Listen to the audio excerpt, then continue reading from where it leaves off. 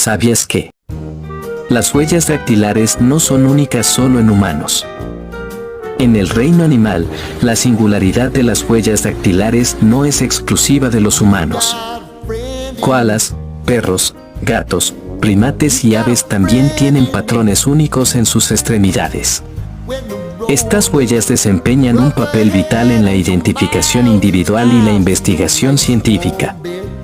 Descubre la sorprendente diversidad de huellas dactilares en el mundo animal.